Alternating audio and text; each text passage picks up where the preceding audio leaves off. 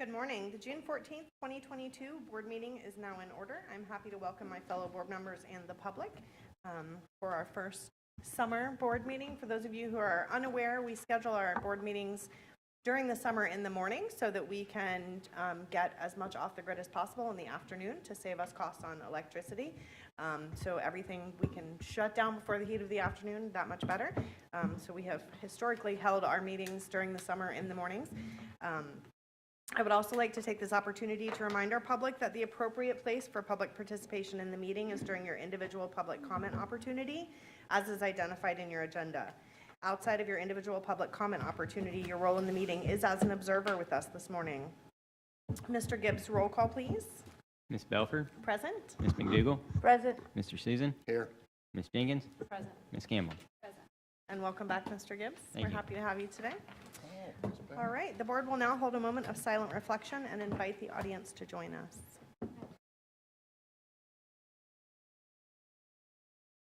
Do you want to say something? Go right ahead. In our moment of silence, I'd like to have us think about a very community member at Edgewood and also at in previous Gardendale and in Cocoa Village for Mr. Waterman, who passed away very suddenly.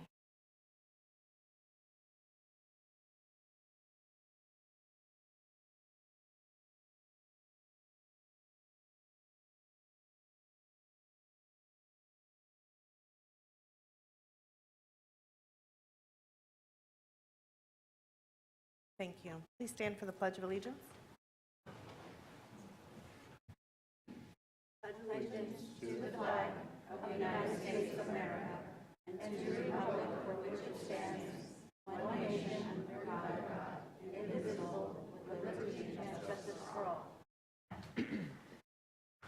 All right, at this time, I would like to offer my fellow board members and Dr. Mullins an opportunity to recognize student, staff, or members of the community who would like to kick us off this morning.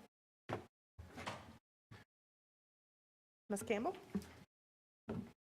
So first of all, I haven't gotten a chance to get out and see them, but my kids have gotten to participate in some of the summer activities going on. So kudos to all our host sites and district and school staff who are doing the summer enrichment programs for our secondary and our summer school programs, and there's strings camps and band camps and all kinds of things.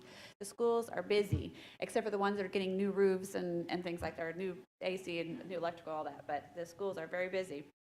With full of students and teachers and lots of exciting things going on. I want to remind you again, Summer Fine Arts Theater Workshop is in the process of rehearsals, and the show is the last day of June and the first couple days of July. You can get your tickets on the district website. Peter Pan in the South area, which will be at Oak Alley High School, and then Sister Act, which is going to be at Titusville High School. So take a look at those. It's going to be some exciting performances. It's always so wonderful. Yesterday in this room, we had the strategic plan review and revised retreat with all the cabinet and district directors, and it was, I have to tell you, it's not really one of those moments that, you know, you really kind of get choked up teary, but I did. I'm literally pulling tissues out of my purse to wipe my eyes, because Dr. Mullins made the statement that after some cabinet members had gotten up and shared some things that were really, that we were succeeding. You've got to start with the things that are, you know, the cheers, right? And have those moments of celebration before you start on the work, what needs to be improved. And they got up and shared, and Dr. Mullins said, what did they not talk about? And he walked back through this really challenging year with COVID. And even though we had all those challenges, and everybody in that room had done extra work all year long because of the challenges of COVID, they did not take their foot off the accelerator, and they pushed through and accomplished a lot. And I'm just thinking about that work. Here it comes again, sorry. I'm just so thankful for our staff and our board, from the top to the bottom, the extra work that everyone did this year because of COVID. Sorry. And yet, we accomplished so much. And so many of you are in this room today, so I'm looking you in the eye and saying thank you. Thank you for the work you did this year. I am incredibly proud to be on this board to have been able to lead a group of people who really did all the work. So I may have had to answer some of the emails, but you did the work. I'm so thankful that we made steps for our students in the academic achievement. We made steps in equity. We made steps in finance and transparency and onboarding employees, in dealing with transportation and food nutrition services, so many things, Thrive by 5. We made a lot of progress, and we still have a ways to go, but we did not stop. We did not put everything on hold because of the challenges that the world was in. Sorry, I got you going now too. So thank you. And if I haven't said enough, thank you. Thank you, thank you again. So yesterday was a really great day, and I'm excited to the work that's going to be done in the coming year. Thank you, Ms. Campbell. Who's next? I can go. All right, Mr. Susan. So first off, I want to say thank you to Suhan. Many of you guys in here may not know who Ms. Suhan is, but one of the things that she has spearheaded, besides being an amazing facilities director as far as our construction, Halfpenny and everything, is where I'm going to go to in a second is creating an infrastructure of equality for our sports athletes. Many of you that are high school principals are finding out that we're in the transition of bringing on rubberized tracks and putting together fields and everything else for our schools and making sure the nets. I can't tell you how many times when I coached baseball, we would go to some of the game fields, and some of the nets would be broken in the outfield, right? We've done a huge commitment to our sports programs across the county, and it's starting to show. In case you guys didn't know, this has been the best sports year ever in the history of Brevard County, which not many people know. We've had more state champions, more qualifiers, more regionals than any other time, going back at least as far as they could count, which were 30 years.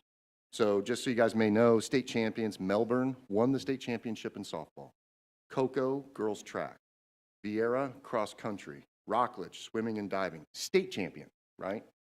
Runners up, Final Four, Merritt Island volleyball, Melbourne baseball, O'Galley baseball, Cocoa football, which, let me tell you something, I don't know, many people may have something wrong, but I have a problem with us playing our finals in the state against teams that are allowed to recruit from foreign nations and give money to their parents. You know what I mean? These private schools, oh yeah, no, don't even get me started.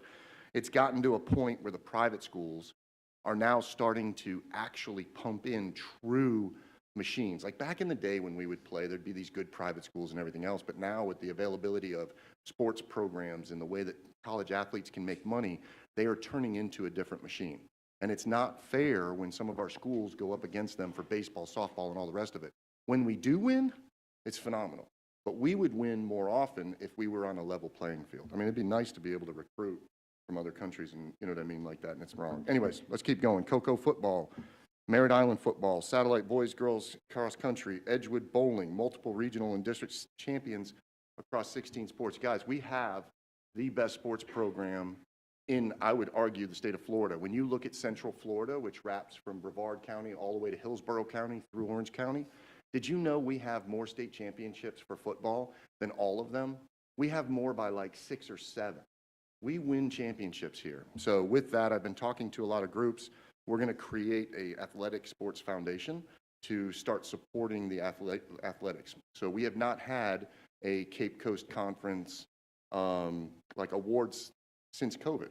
So we have all these great, I mean, look at this. When we have this many runners up, we should have something. So I'm going to meet with Giles Malone and some of the other people that are inside the sports arena, and then we're going to ask them if they'll put on a sports banquet for these kids, and we'll see there, but there's also going to be moving forward. So I want to say thank you. Many of you guys that are in the audience right now are the reason for that. The other thing I want to do is tell you that I had the honor to speak in front of 700 administrators in Orlando over some issues that we're having this past weekend for the Florida Association of School Administrators. And one of the things that's coming up is mental health. Many of you, I met in a closed group with providers, teachers, and parents the other day, and the infrastructure from availability of vendors to many of the aspects of our mental health system are, they're just not there. And we're in the worst mental health crisis we've ever had. And the availability of providers to long-term care, to insurance at, when a child goes to a high facility, they only receive the care that the insurance company has. So there's a lot of pieces, and for that, I'm going to talk to Dr. Mullins about calling a summit and having all the entities here, and let's hammer out some of those issues that we have prior to school starting next year. We cannot go into next year with the current status of providers without the support of the county and the state come in and start doing something special for us. So with that, I'm good. Thank you very much. Thank you, Mr. Susan. Dr. Mullins? Well, I just want to echo Mrs. Campbell's earliest comments about our summer activities. Folks ask what happens during the summer in a school district, and I got to tell you, it is a busy, busy place. Transportation is rolling, food services in full swing. We have over 1,800 elementary students in third grade reading camp across the district, as well as some acceleration classes at the elementary level. And that doesn't include some of the special camps that are available for kids across our elementary. And then this year we have the first enrichment summer camp opportunity. Ms. Campbell mentioned it, across 50 different enrichment camps in secondary schools across Brevard. So hundreds of kids participating in either 1 to 2 week camps, taking advantage of lots of opportunities and experiences that we've never offered before. We really tried to align them with teachers' passions, and it's not always just math, science, history. They're learning art skills, they're learning music skills, they're learning small robot. They're doing robots, rovers, and I can't remember the title. Dr. Sullivan, help me. There you go. So it's an exciting summer for our community and for our kids, and I just am so thankful for our educators who, after a very demanding year, saw this as an opportunity to continue to give to our kids and enjoy the interaction with our students. And got to give hats off to transportation as well as food service that normally kind of slow down in the summer, but they are ramped up full time as well. So thank you to all of our educators who are making all of the summer opportunities accessible for our kids. Thank you, Dr. Mullins. You have one, Ms. Go ahead. Yeah.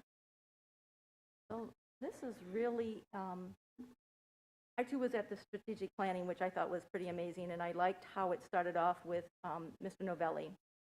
And at first I asked Ms. Han, I said, okay, he's got this heavy backpack.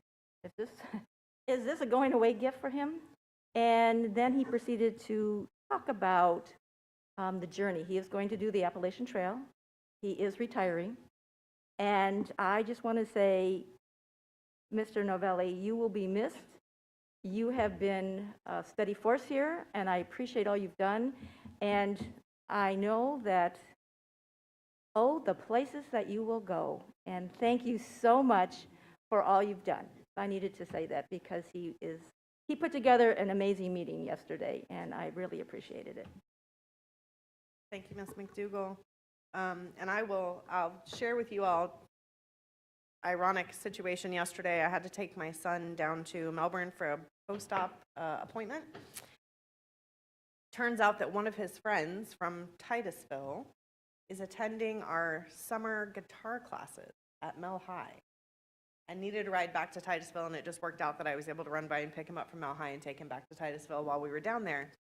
But it was so neat because I said, so why are you coming all the way to Melbourne for guitar? And he said, because I can get free guitar classes, and it's really high quality, and this teacher is really phenomenal. And he was so excited, and he said, and now I can play my favorite song. So just really cool opportunities for our students. And yes, thank you to all of the people that are making that possible, because it really is, it's making an impact and in a really positive way, I think, as far as building relationship with schools and, expanding talents and those types of things. So also want to give a shout out to, I know, Mr. Susan, you mentioned mental health, and the last time that we were together, we mentioned the mentoring program that is being put together through our Student Services Department to develop, so we have a district-wide mentoring framework, which I'm super excited about. The other thing that Ms. Moore was kind enough to share with me, if you recall, when we were talking about our parent survey results, I asked about the resources and Youth Truth when we had that conversation as well. I asked about the mental health resources that I felt like it was kind of another best-kept secret. in our district, and we didn't want it to be that way. And at the last meeting, Ms. Moore mentioned to me that they have compiled our mental health resources so that our parents will have access to that information, as well as mentors and teachers and staff members who come across a student that is in need. And so thank you, Ms. Moore, and all of your student services team. You guys have done some enormous work in addressing some really big issues for our kids, and I just want to say so. All right, with that, we are going to move into the adoption of the agenda. Dr. Mullins. Ms. Belford and members of the board, on this morning's agenda, we have administrative staff recommendations, 1 presentation, 23 consent items, 3 action items, and 9 information items. Changes made to the agenda since release to the public include the revision of items A7, administrative staff recommendations, D8, community conversation report, F19, cabinet reappointment nominations for 2022-2023, F23, 2022-2023 memorandum of understanding with municipalities for school resource officers, and I-43 board policy 7250 commemoration of school facilities. What are the wishes of the board? Moved by Ms. McDougall, seconded by Ms. Campbell. Is there any discussion? All in favor, please signify by saying aye. Aye. Any opposed, same sign. Motion passes 5-0.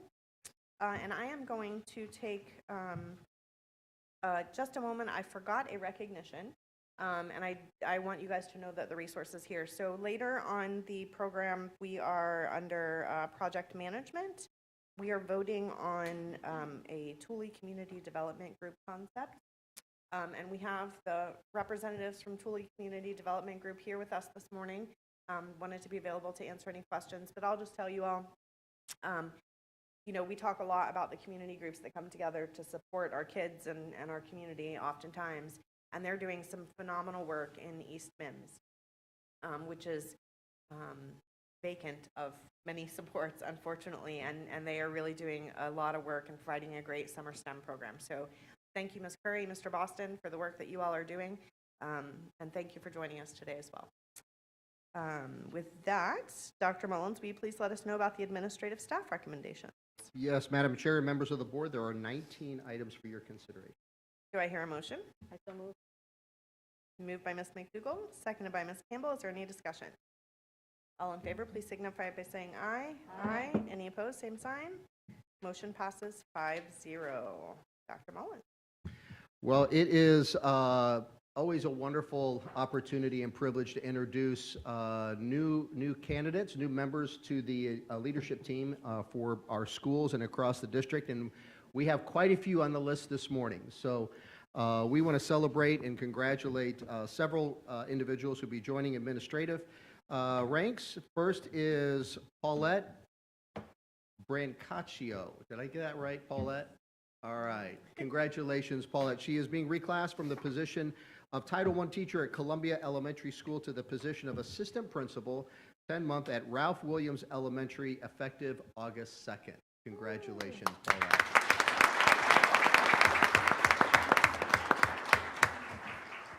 Thank you, Dr. Mullins, and to the school board.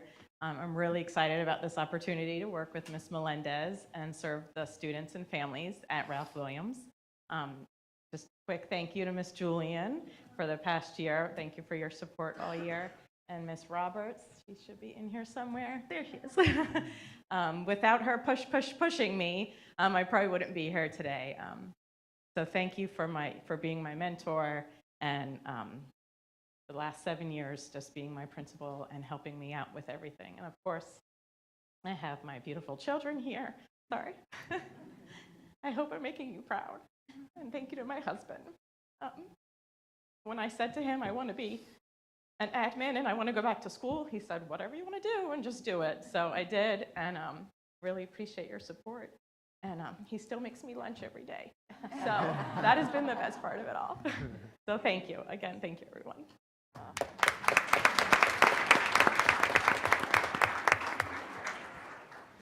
Next, we have Miss Lauren Sicoli, reclassed from the position of teacher at Quest Elementary School to the position of assistant principal at Surfside Elementary, effective August 2nd. Congratulations, Lauren. Yeah. Thank you, Dr. Mullins and the board and Ms. Klein for this opportunity. Thank you to my Quest administration, Christy Boyd and Tana Phillips, for your encouragement and guidance all the way. Thank you to my Quest family and friends for cheering me on every step of the way. I wouldn't be here today without the love and support of my family. I have my husband, John, here, two of my 3 boys, Joe and Jake, my sister, Chrissy, and Cassie Ehrenstoff. Thank you for believing in me. I look forward to serving the students, staff, and community of Brookside.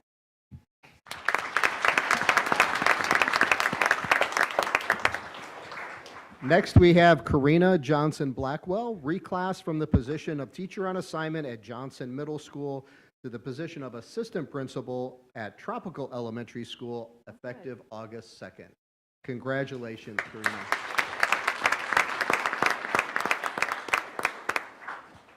Good morning, everyone. I want to thank the school board for giving me the opportunity to serve at Tropical. Thank you, Dr. Marshall. I am very excited to be on board. Nice meeting you all this morning. To my new family, I brought with me my wife, Precious. I brought my daughter, Madison, my mom, my aunt, my mother-in-law, and my sister-in-law. Thank you guys for taking off of work to be here with me. I have some mentors in the room. Thank you guys. I also want to say thank you to my Johnson and Stone family. I came back to Brevard. They welcomed me with open arms, and they let me do what I do best, and that's serve students. So thank you, everyone.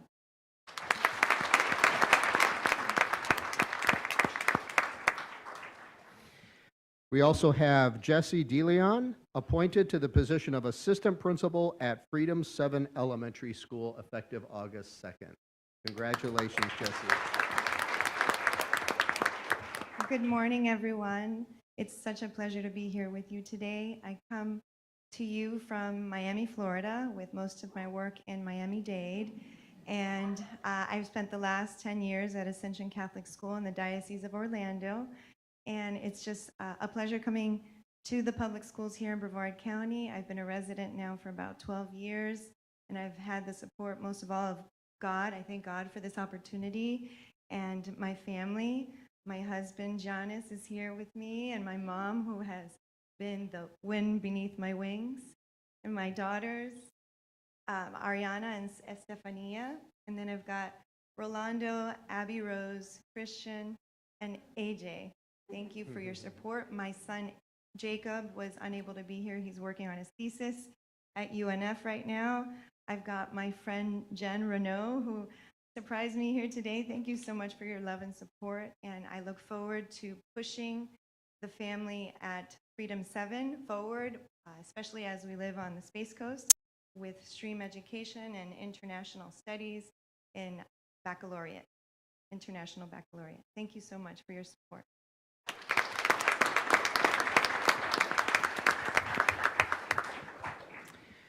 We also have Julie Sanders, reclass from the position of teacher at Adult and Community Education to the position of assistant principal at Adult and Community Education, effective July 1st. Congratulations, Julie. Thank you. That's a mouthful. I know it is. Thank you, Dr. Mullins and Dr. Sullivan, the school board, and many of you in this county who have been with me over the years. It's been a road. Don't cry, Ms. Benjamin. I do have to thank Ms. Benjamin, because if it wasn't for her faith in me to lead and her leadership, I would not be here today. So thank you, Ms. Benjamin. Don't make me.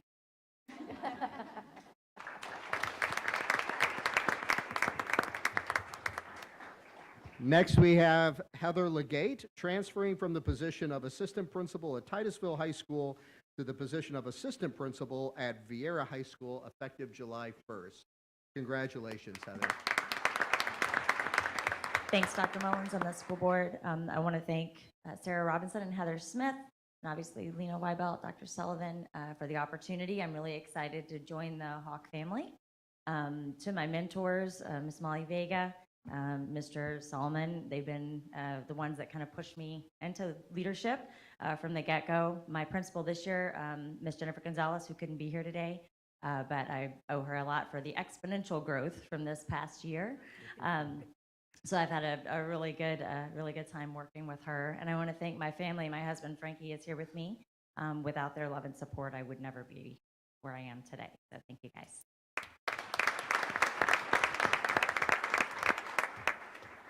Next, we have Mark Zeeler, reclass from the position of assistant principal at Rockledge High School to the position of assistant principal now at Cocoa High School, effective June 15th. Congratulations, Mark.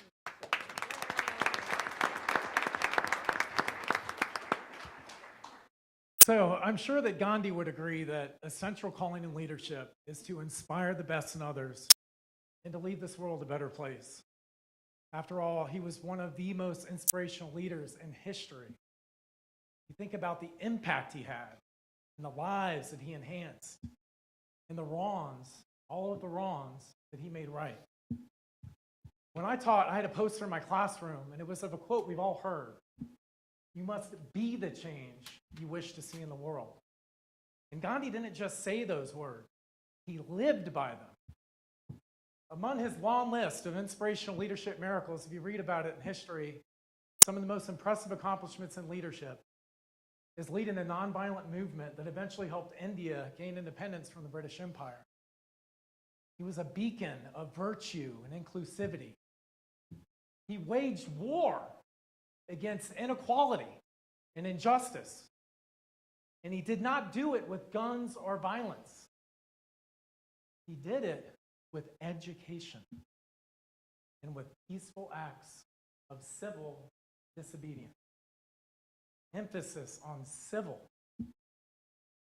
Inspired by the writings of great minds, Socrates, Tolstoy, and Thoreau, the same principles that Gandhi used to cultivate these leadership miracles later inspired other inspirational leaders after him, including the likes of Dr. Martin Luther King Jr. and Nelson Mandela and the Dalai Lama. But here's the thing, even when he wasn't busy changing the world, he just had this tranquil and transformative approach to life.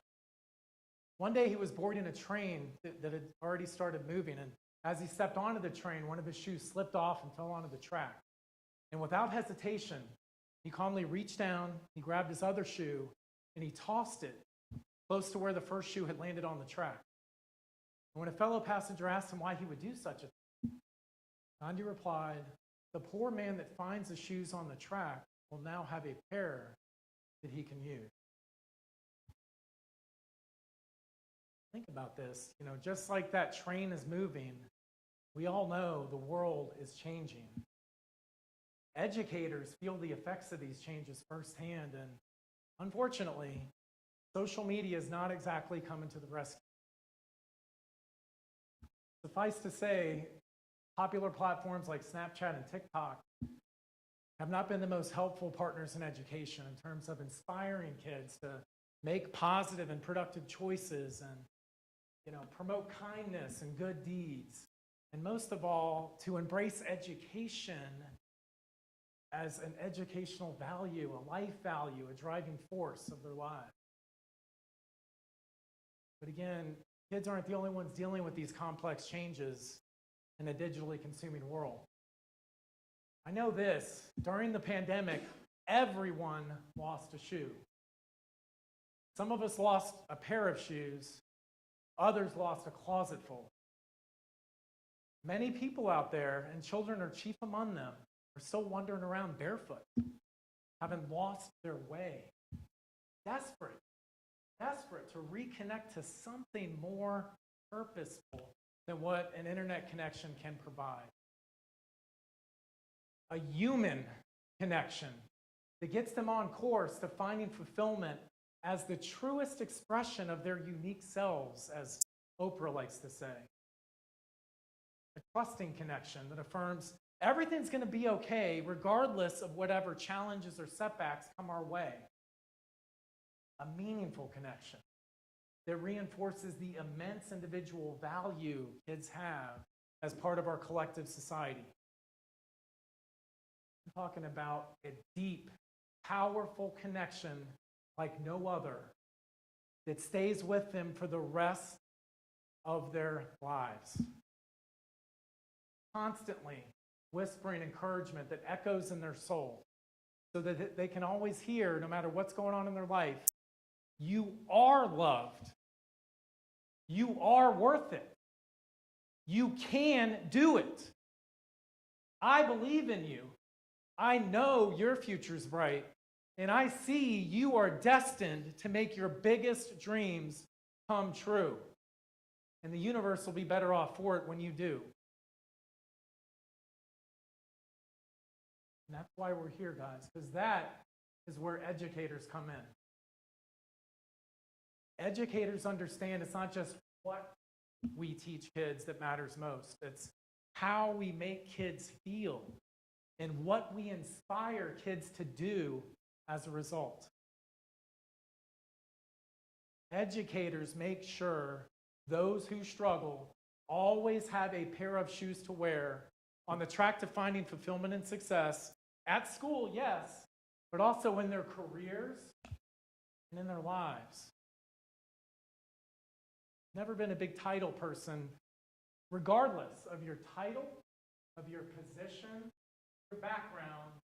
Everyone in this room, everyone in our school district, and everyone in the field of education, like Gandhi did, has the opportunity to inspire the best in others and to leave this world a better place. Just real quick, I wanted to thank Dr. Mullins, the board, Dr. Sullivan, the directors, and so many others. Thank God for the abundance of blessings in my life, especially the blessing of our family. Really wish our little boy Landon could be here in his red wagon, but didn't trust that he could stay quiet. But I did want to thank Rockledge High School, because you have no idea how unbelievable this school is. I know the ship sailing forward is going to be in better hands than ever before, and I just have so many colleagues turned lifelong friends to thank at Rockledge. I have to reflect a little bit. Back when Star Wars was debuting on the big screen and you could go to the gas pump and fill up your tank without having a heart attack at the pump, Robert Greenleaf published this book, and it introduced a new management paradigm. So he proposed that leadership should be most defined by the selfless act of serving others. Rockledge High School Principal Bert Clark, this gentleman in the red polo, he lives those principles of servant leadership daily. With humility and honor, there's literally no hat he has not worn. There's nothing he hasn't done to serve his students, his staff, and his school community. Our head custodian, Mr. Patrick Swinton, and his team, just equal parts class and commitment to his stakeholders. It's unbelievable. Our cafeteria manager, Miss Sarah Lane, I wanted to give her special recognition because we were fortunate to hire her at really the peak of COVID. Positive, can-do, never say never attitude. She's overcome 1,000,001 problems to just revamp the cafeteria experience for students and staff alike. She's been tremendous. I want to thank my friend and colleague, Mr. Michael Waller, the facilities AP. He's come in, led an impressive number of ambitious projects, just rejuvenated the look, feel, safety of campus. Miss Lauren Fronte is our curriculum AP. She's been here almost a year. Came right in, made a remarkable impact with the relationships that she built. She started this Lady Raider League to teach citizenship and amplify student voice. And I also wanted to thank my fellow dean, Mrs. Ashley Cross. So just quick context, we have almost 1,600 students at Rockledge, and we'll typically break the alphabet in half by students' last name to address any discipline issues. So I like to keep things light. I would sometimes joke with her and say, hey, I'd be happy to handle any discipline problems today for students whose last name begins with a Z, as long as you handle everything else. I have no problem with that. But it turns out I'm not the only one with a sense of humor. She got the last laugh. So she went on maternity leave, left me with students A through Z the last 2 months of the school year. So thank you for that. It was great for my blood pressure. So any case, guys, inspire the best in others, leave the world a better place.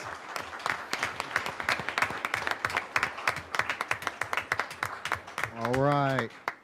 Next, we have Miss Stephanie Booth, reclassed from the position of teacher at Jefferson Middle School to the position of assistant principal at Cocoa High School, effective August 2nd. Congratulations, Stephanie.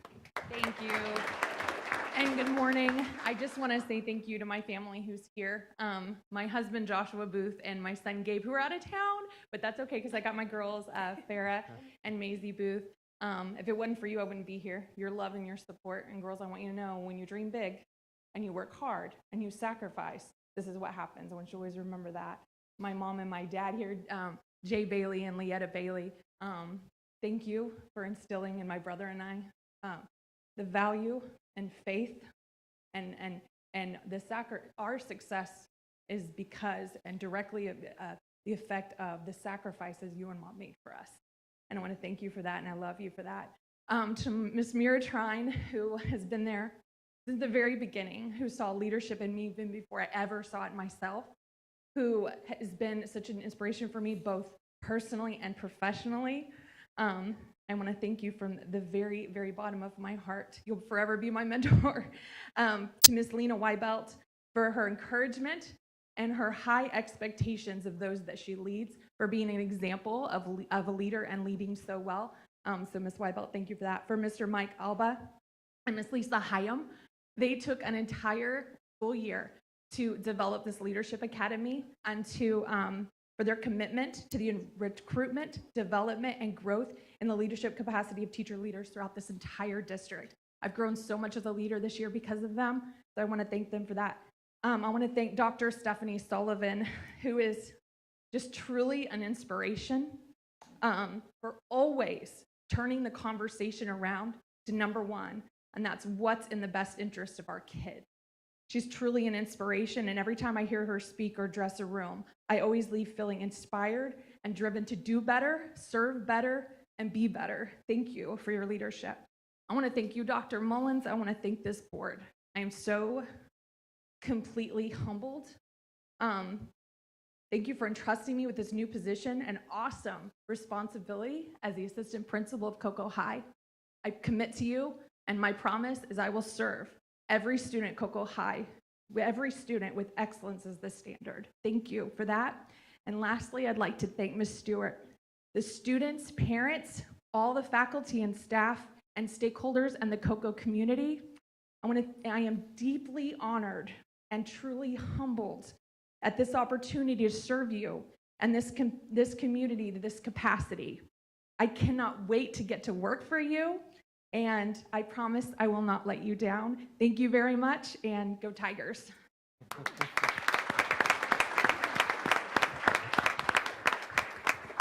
We also want to congratulate Miss Christina Donahue, reclass from the position of assistant principal at O'Galley High School to the position of assistant principal at Madison Middle School, effective July 1st. Congratulations, Christina. Good morning. Thank you so much, Board and Dr. Mullins, as well as Dr. Sullivan, all of the directors, my current administrator, Mr. Salmon, and all of the mentors that have built me and made me the leader I am today. I look forward to going back home to Titusville, serving my community with love and support. You've created a dream team. We're going to take it off and have a great year. Thank you.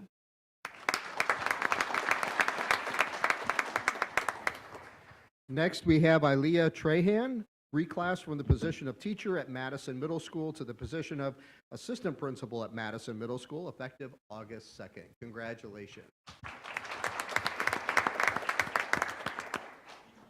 Thank you, Dr. Mullins. Thank you to the board. Thank you to everyone who has helped me to get to this position. There's been a lot of names and faces that have been there to support me, to give me feedback.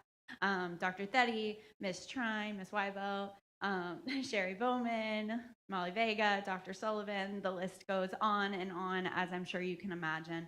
This district has a lot of really, really great people.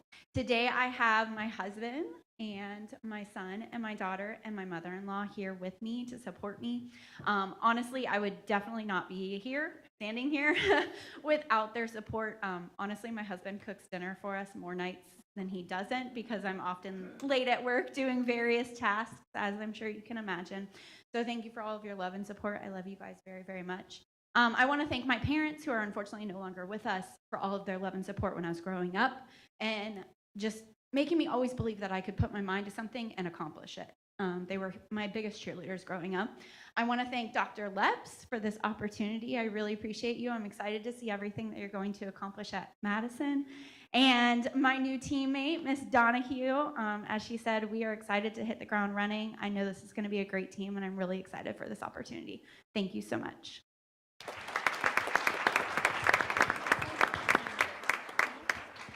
We also want to congratulate Miss Sarah Perry, reclass from the position of teacher at Palm Bay Magnet High School to the position of assistant principal at Rockledge High School, effective August 2nd.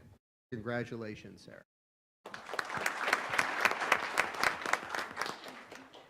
I want to thank the board and Dr. Mullins for this opportunity.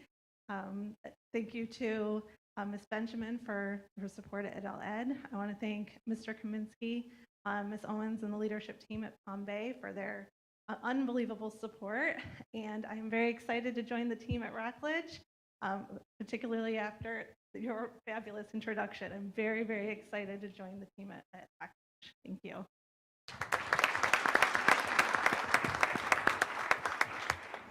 And last for now, but certainly not least, congratulations to Richard Fleschler, Jr., reclass from the position of teacher at Bayside High School to the position of assistant principal at Vieira High School, effective August 2nd. Congratulations, Richard.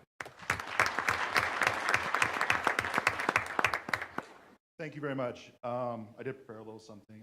I'm very excited to take this next step in my career.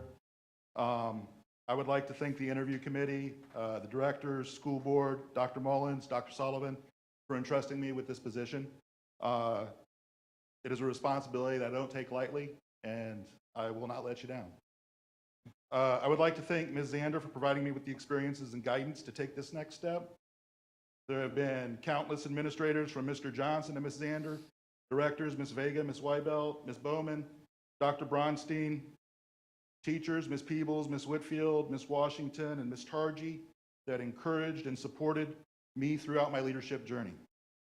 And to them, I am grateful. I would also like to thank some others. First, I would like to thank my wife, Nicole, who has supported me through my grad school and long hours at work. Without her, I would not be here.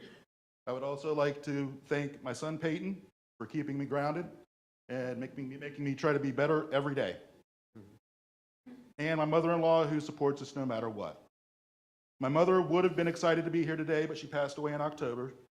She always told me that it was okay to make a mistake, but it mattered what you did afterwards. And that's something, a mantra I want to bring to my office and the dean's office. All our students deserve every opportunity to succeed, and I want to provide that to them. I'm very excited to be a Hawk, and really thank you for this opportunity.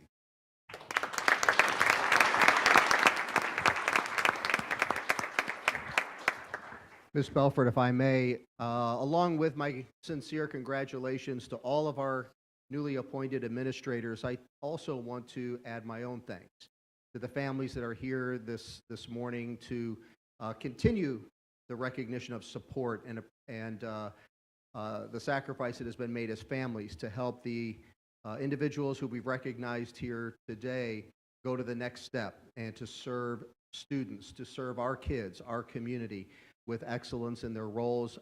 And we know that that takes a sacrifice. And we thank you.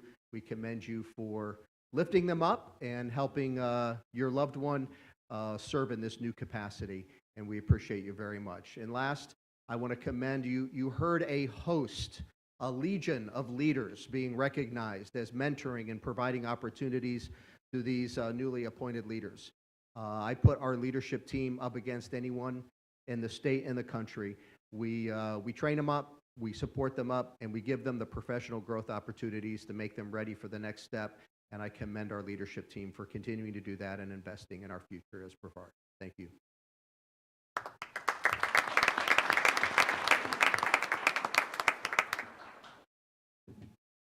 All right, we are going to be moving into our presentation for this morning, but do we want to take just a brief recess to allow people who don't want to stay for our entire meeting to get on with the rest of their day? I know there's some kids that have a date with the swimming pool and some other fun stuff back there. So we'll take about a 5-minute recess. Congratulations.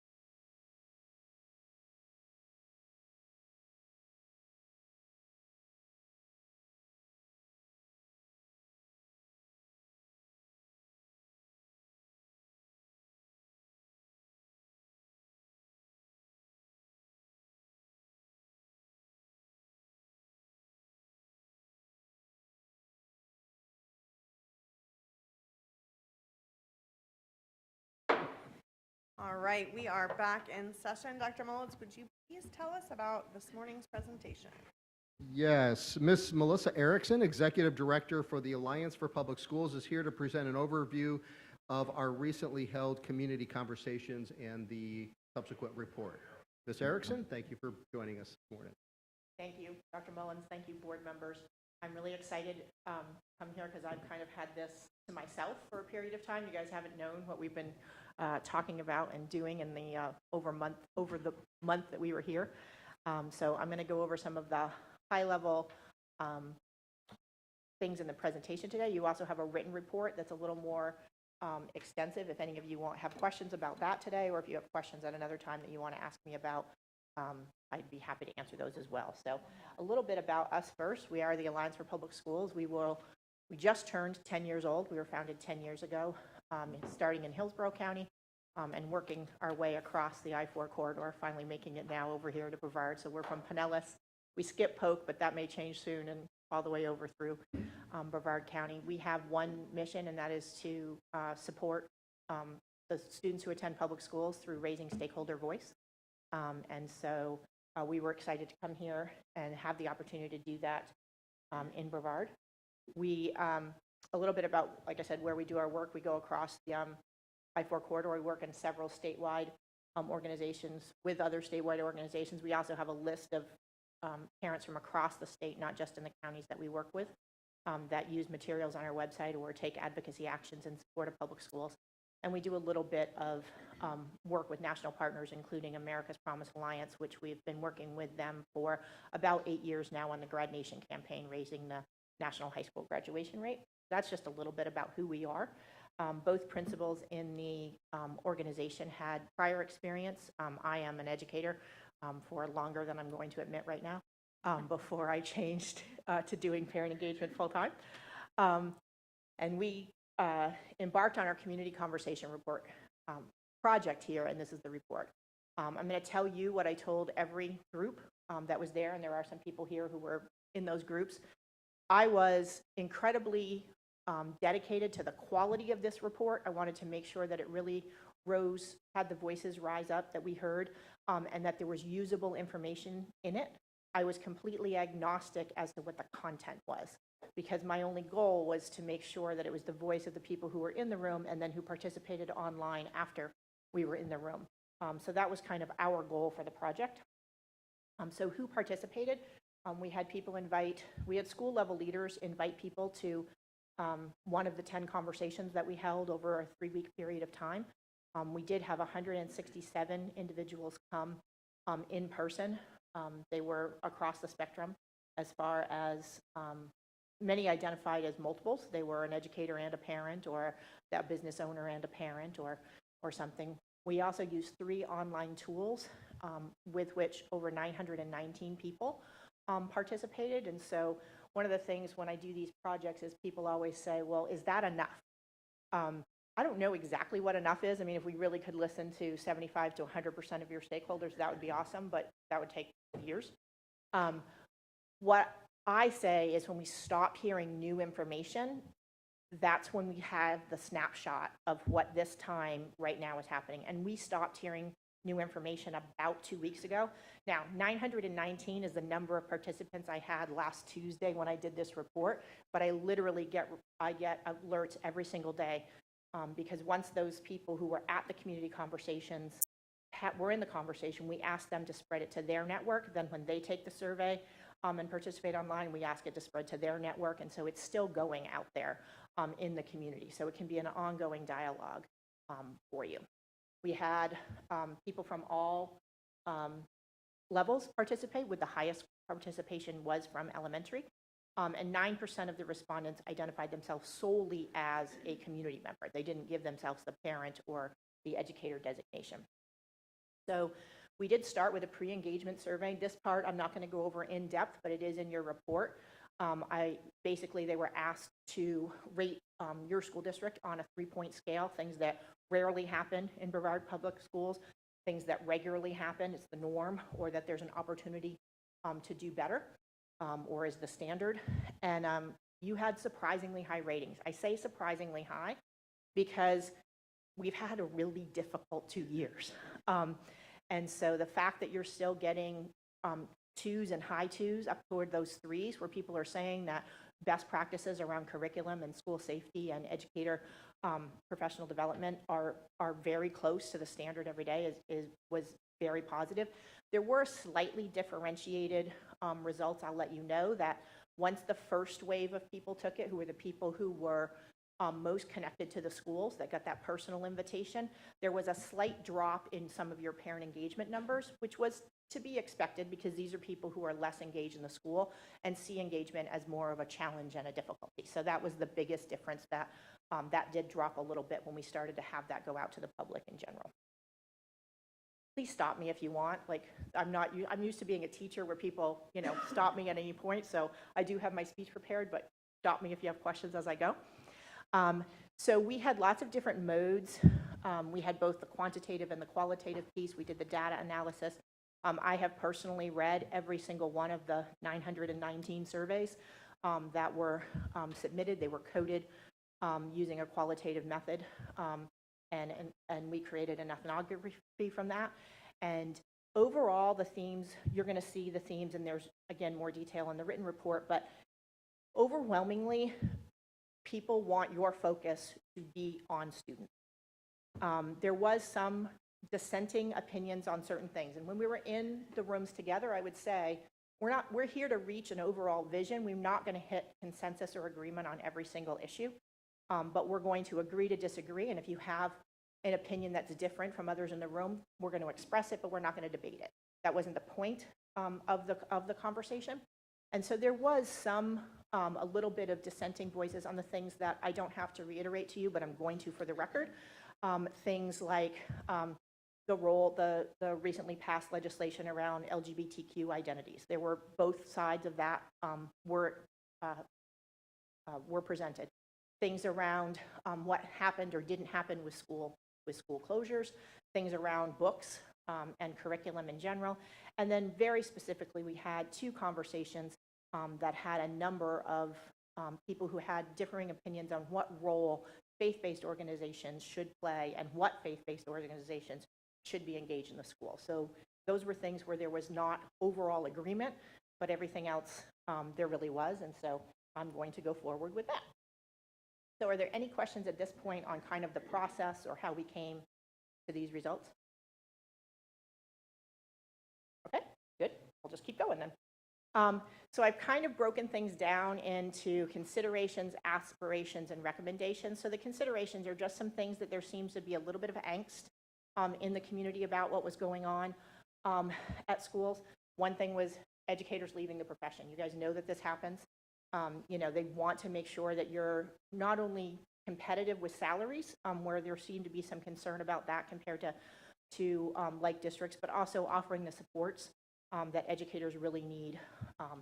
They value the diversity that are in Brevard County Public Schools, and they'd like to see more supports for those families who are new to the community, whether they're coming from another country, which we had a number of people at the. We do not have people identify themselves or the school that they came from, because they're not there to represent the school, although they were invited by the school. We want their voice to come out in the room. We want them to feel comfortable talking. So we didn't go through and do specific introductions, but people did share pieces about their life history. So we had a very kind of diverse group and a diverse set of experiences that came into the room. And they want that diversity celebrated, and they really want families who are not possibly familiar with the American education system to be able to navigate it more easily. They haven't felt, many stakeholders talked about the fact they hadn't really felt like they were vital partners in the last couple of years. They understood it at the beginning, but they haven't felt that they're ready for schools to be back open to parent volunteerism and participation, and they haven't felt that, and they've also felt that it's different school-based administrators had different policies, and it was very confusing as to what was allowed and what was not allowed. So we got a lot of comments, especially online, about Brevard Virtual School. There's a lot of frustration about Brevard Virtual School, that they don't feel it has the kind of flexibility. Some families chose to stay virtual for either it worked better for their kid overall, or they still had concerns about sending their child back.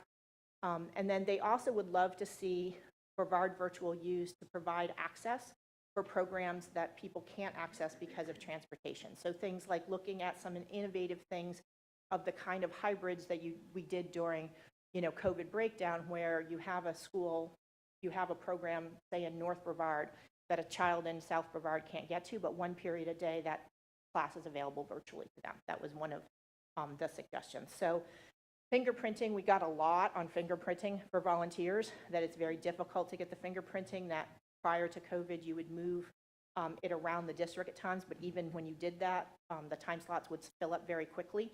And so they think that if the time slot fills up, that's an opportunity to put another time slot in that community. So fingerprinting was also a big consideration for families. So the aspirations are kind of where they'd like to see the district going. So they really want supports for struggling students to be a little more easy to navigate. And they want to make sure that it's not an adversarial relationship when a parent brings up a concern, but that when a parent's asking a question, that they know where to get the resources to get their question answered and get the services for their kids. They want to make sure that all students have access to the opportunities provided by career and technical education and choice. This was a huge thing, the lack of transportation, and so a lot around your STEM schools and things like that people wanted their children to be able to go to, but were not able to access because of transportation. And we had a lot of conversations. It was interesting, Mr. Susan, to hear about your thing about sports facilities, because we heard a lot about the inequity in sports facilities and making sure that one team shouldn't go to another team's sports facility and feel like they're in a palace, whereas when they go home, they don't feel that it's as well maintained. A lot of people wanted a person or someone they knew to go to at their school site that was the family person, that the person who could help them understand what was going on, answer their questions about the district. And then there was a lot of discussion about not having partisan politics dominate the conversation. And this was not a one party or the other party. This was frustration with the fact that partisan politics has seemed to take over a lot of the conversation, and they would like to see the focus come back on kids. Recommendations. I didn't know anything about your internal independent PTOs or your internal PTOs and how your boosters run, but that was quite a conversation about the differences in rules and how that restricts some parent organizations at some schools compared to others. So just taking a look at that and looking at the equity issue about that. I do not know the name of the workshops that you used to hold at this building, but lots of people loved them and would love to see them come back. So there was some kind of parent workshop where people came here all day and got fantastic information. They also would like to see them more accessible and moved throughout the district, but they would like to see those back. I have no idea what they were called. They just would call them the parent workshops. This is the negative of having not been in your community before. They really want to know there was a lot of questions about what happened with your last tax referendum. That at the time that you ran that you had a lot of information out there about what was going to happen even at each school level, and the families didn't kind of know even where the status was. They have questions about whether projects have happened at their school or if things have been delayed because of COVID and supply chain. They just really didn't feel that they kind of knew what the status was with the projects that had been promoted for their school communities. So I would suggest, and this is a suggestion because this is my wheelhouse, I give to every district that I do this, is provide professional development and best practices around family and community engagement. That this should really, family and community engagement, I always talk about when you make the shift about what the parents want to know from what the school wants to tell them, you can revolutionize how your families engage. And we use something called a dual capacity framework, which we're building up the capacity of both families and educators to build those student-centered relationships.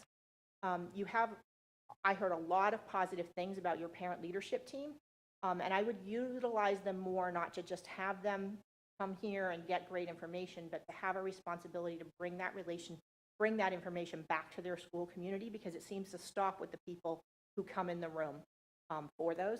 And then I would better publicize and explain your career and technical education pathways and programs. There was a lot of confusion as to what is open and what is choice and what is a magnet and what are your your IB programs or your just CTE programs and what CTE is open to everyone.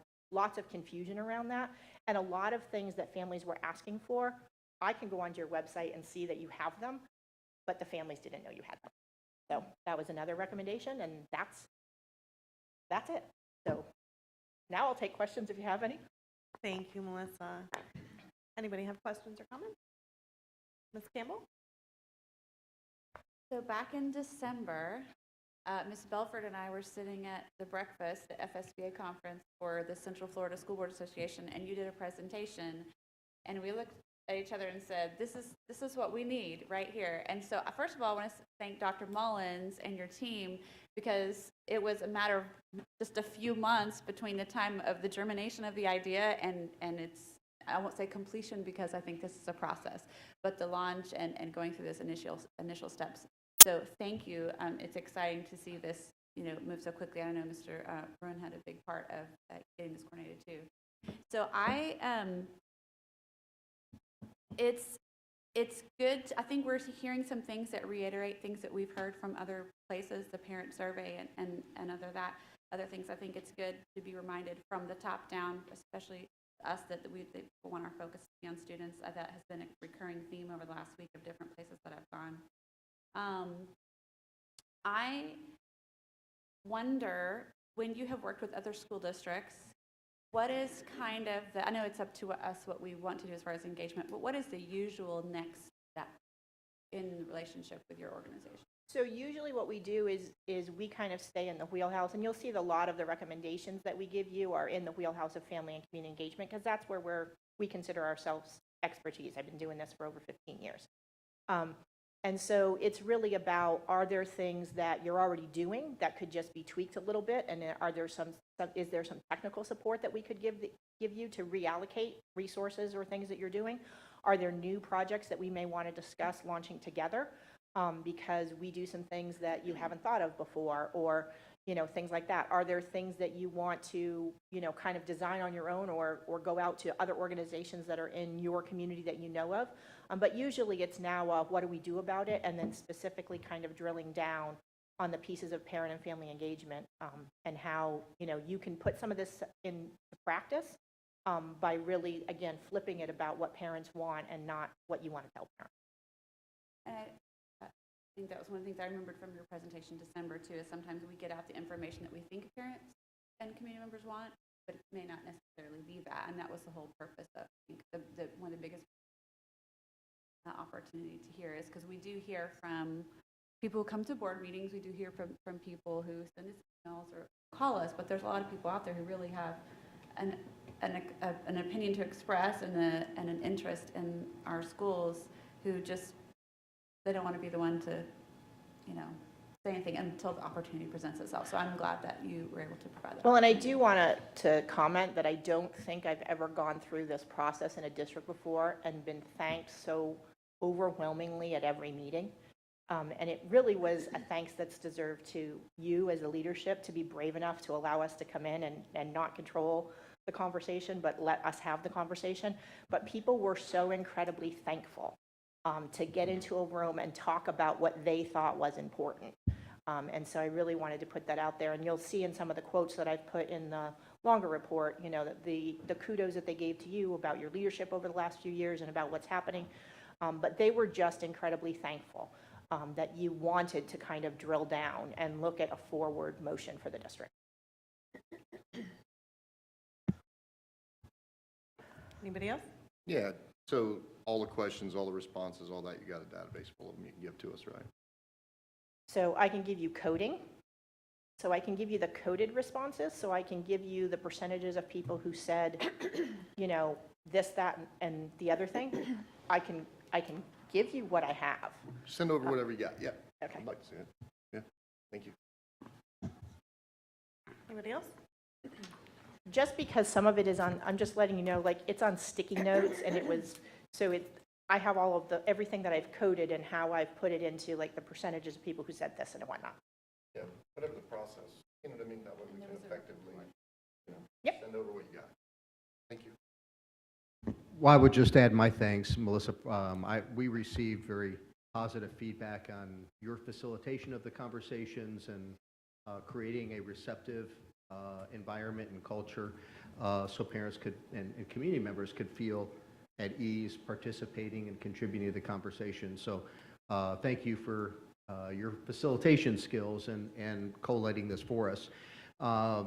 Back to yesterday's strategic plan session, I referenced this work to the leadership team yesterday, and that this would be another lens through which we would look at data. We embarked on unpacking all of our survey data information, whether it was Youth Truth or our Insight survey from teachers, our new employee survey through Insight as well, parent surveys, and so on. And then I shared with the leadership team that we'd have this additional resource of information to continue to strategically consider and then prioritize our work moving forward. So the team is anticipating the report. We didn't try to dive into it yesterday because we'd only gotten it a week or so ago and one more layer. So we will be unpacking, if you will, the feedback that we've gotten and building the appropriate things into the strategic plan moving forward.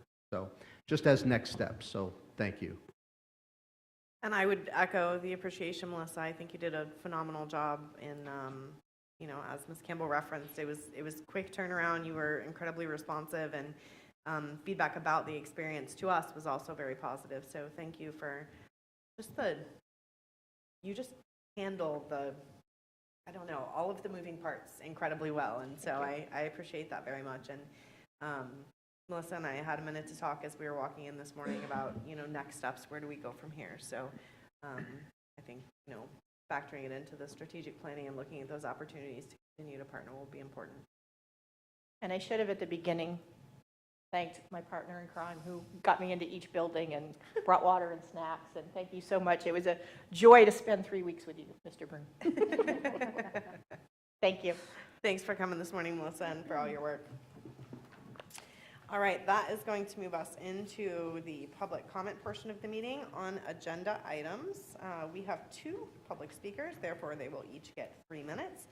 Please note that the time is per speaker, not per agenda item. Topics not specific to agenda items will be moved to the non-agenda portion of the meeting. We have a clock in front of me to help you keep track of your time. When your time is over, you'll be asked to stop and allow the next speaker his or her turn. Always keep in mind that reasonable decorum is expected, and your statement should be directed to the board chair.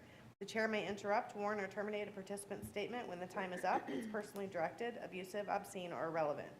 Should an individual not observe proper etiquette, the chair may request the individual to leave the meeting. For the audience, please remember that outside of your personal public comment period, your role is as an observer. Therefore, I would ask that you please not disrupt the meeting by interjecting comments or noises during public comment. Our 2 speakers this morning are Mr. Colucci and Katie Delaney. Mr. Colucci, whenever you're ready.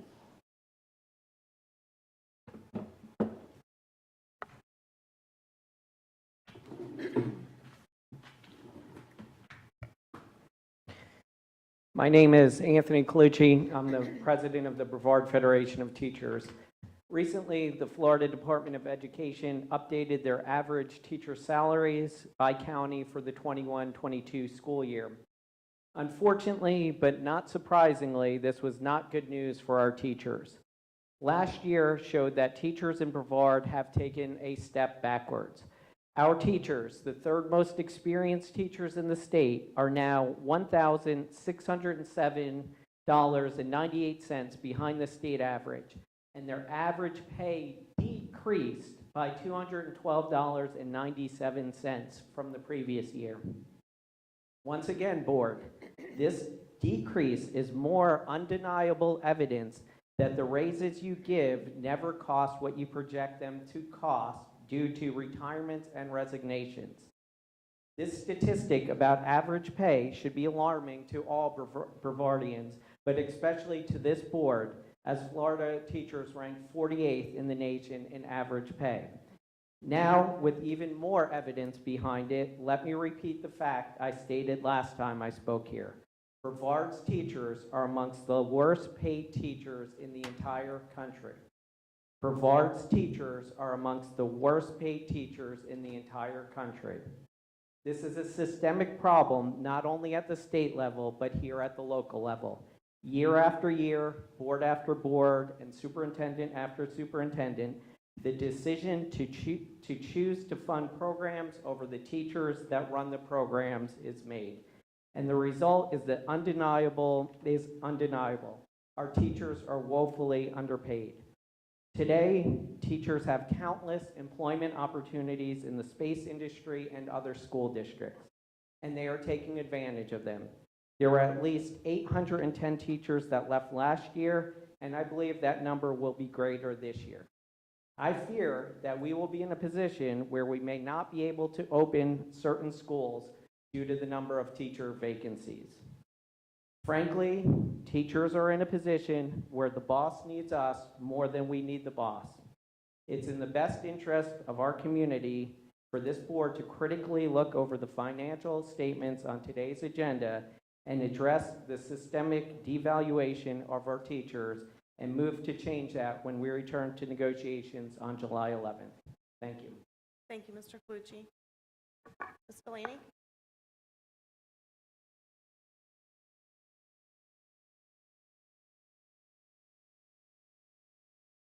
Members of the board, I'd like to first speak on item D8, the community conversation report.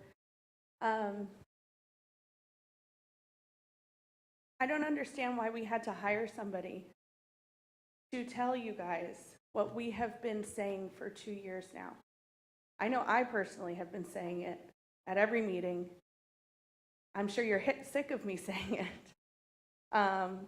Parents do not feel welcome in this school district. We don't feel welcome.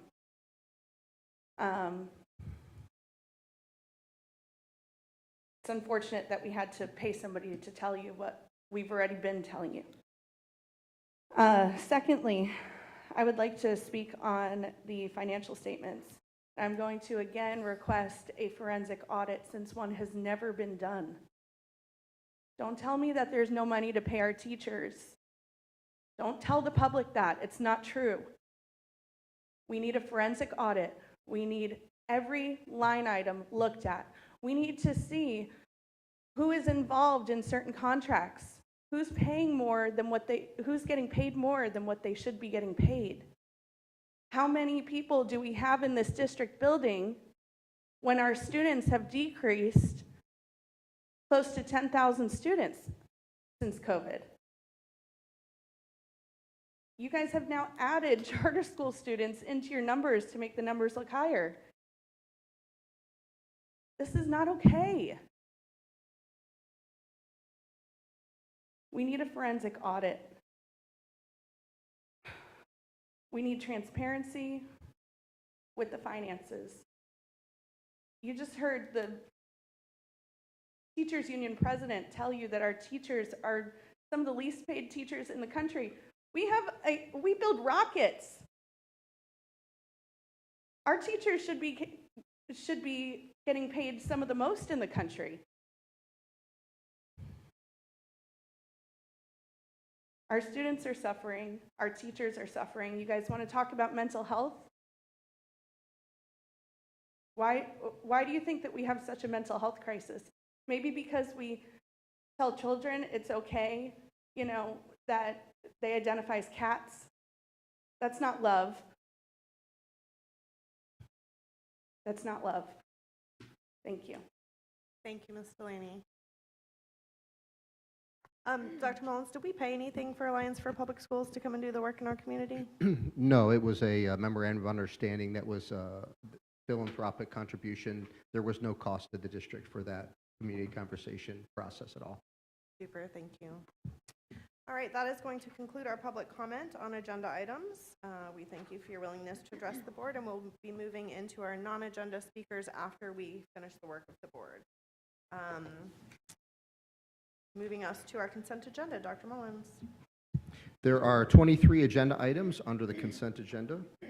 Thank you. Does any board member wish to pull any item from the consent agenda? Hearing none, I'll entertain a motion to approve the consent agenda as presented. So moved. Moved by Ms. McDougall, seconded by Ms. Campbell. Is there any discussion? All in favor, please signify by saying aye. Aye. Any opposed, same sign. Motion passes 5-0.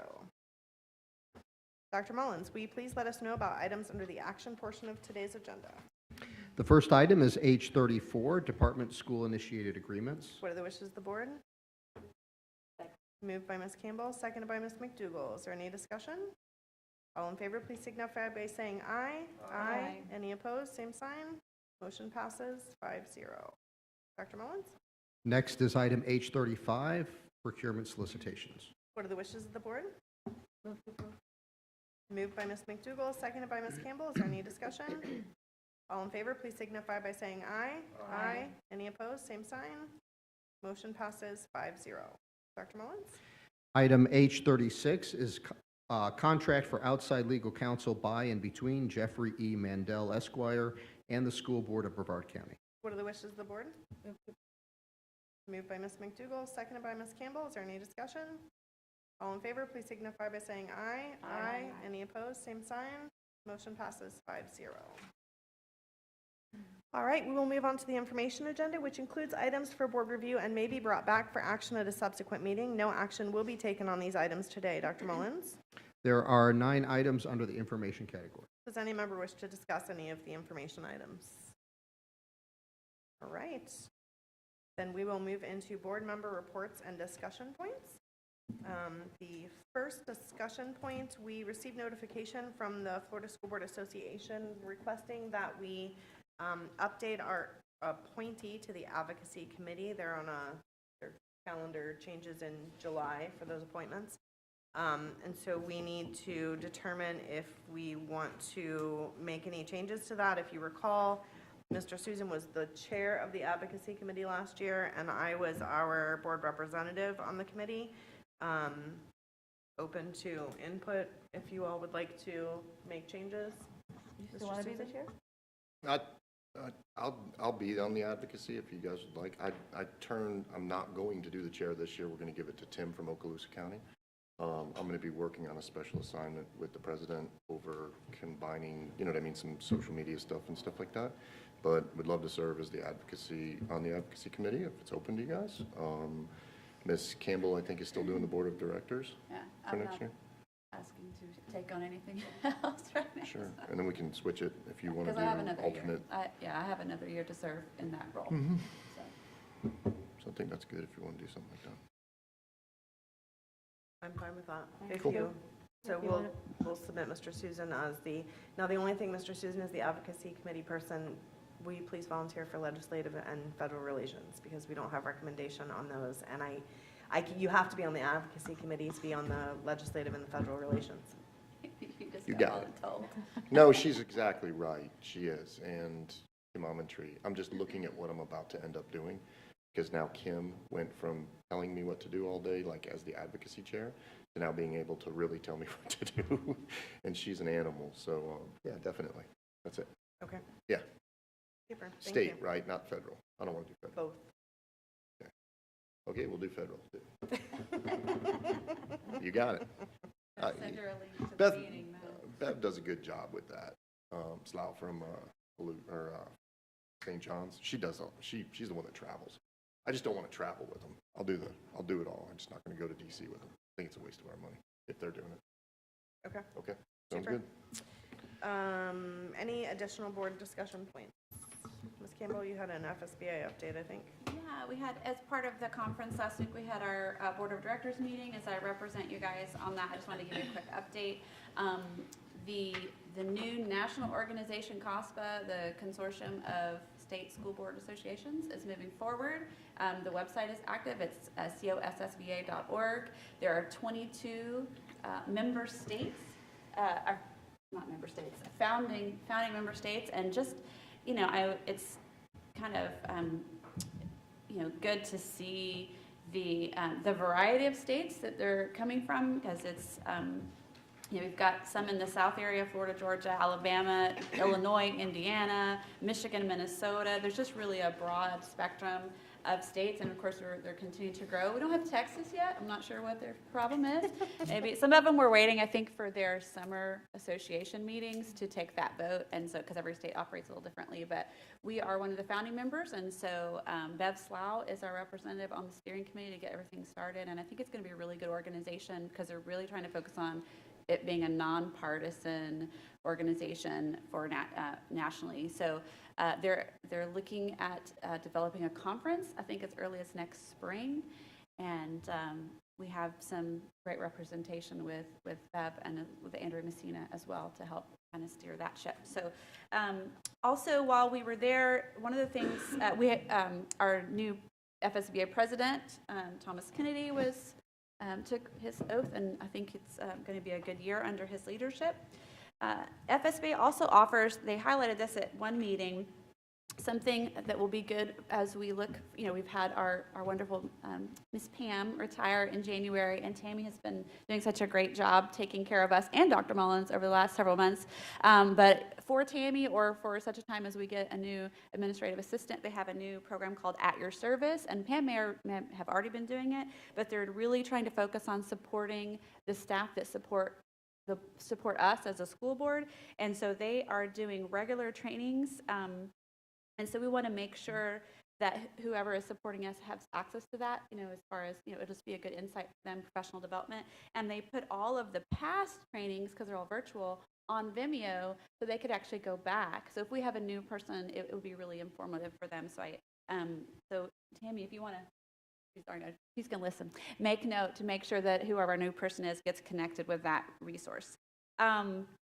One of the sessions that I was able to attend last week was the Florida Department of Education updates, and we didn't have Jacob Oliva, but we had Dr. Burns, and if you've probably seen him, he does a lot of the things side by side with Chancellor Oliva.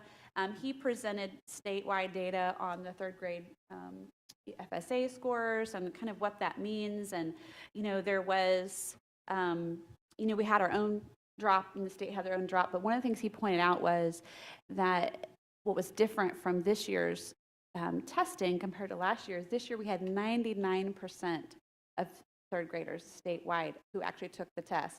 Compared to last year, it was a much lower percentage because we had a lot of people who did the e-learning across the districts that decided not to come in for testing. And so they really feel like the scores that we're seeing this year are really our first true glance at learning loss because of the 3-month shutdown at the end of 2020 school year, and because of all the the e-learning and the different challenges that we've had. And so I guess the message there was kind of, it could have been a lot worse. So, but it's good. We need data. We need to know where we are and where we stand, and what work we have to do from here. And of course, he also pointed out that those third graders in that first really challenging year where they didn't have it into the school year, they were in first grade or kindergarten? First grade, right. So really, to lose that really essential time at those important grades. So I'm really looking forward to getting our data for our other grades and seeing if it's consistent. But that was some good information. He also gave all of the information he gave is going to send, they're going to have access, we have access to on the FSBA website related to the conference. So if you want to take a look at that, his whole slide deck was on there. So anyway, one of the things that was mentioned in our board of directors meeting, the state Department of Education has decided to pull out of the CDC's youth risk assessment tool. And so there was a lot of conversation around, are we at risk then of losing federal dollars because for certain grants, they require your data. And I know for Brevard, up until this year, we had to be an active consent rather than a passive consent. And so we didn't really have, I know Ms. Morris told us before, we didn't really have great data coming out of that for Brevard specifically in the previous years. But for other districts, it was really concerned. So they're going to come back with more information. But we did ask the question because Chancellor Oliva has mentioned that Florida would develop their own, not the CDC's, but we would develop our own. And what would that look like? And could it be used would the questions be similar enough that it could be used for those types of programs? So they're going to get more information out there, but Dr. Burns did share that they're collaborating with the Department of Health on that and to develop our own youth risk health survey. And just for longitudinal purposes, that they are going to try to include some of the same types of questions, but maybe not quite so invasive as what is concerning parents quite often. And we experienced that when we had that this year on a broader scale. So I think that's it. Thank you. Super. Thank you, Ms. Campbell, for your service on the board and for the updates. Dr. Mullins, do you have, I'm sorry, is there it's another? okay. Yeah. There's just a couple of things. I didn't want to get into it during our beginning, but mental health, I did want to say the majority of the individuals had this roundtable. It said that our district's doing a great job. They said, do a little bit better in PD, but we can always do that, right? Have more mental health counselors. We can always fight for that.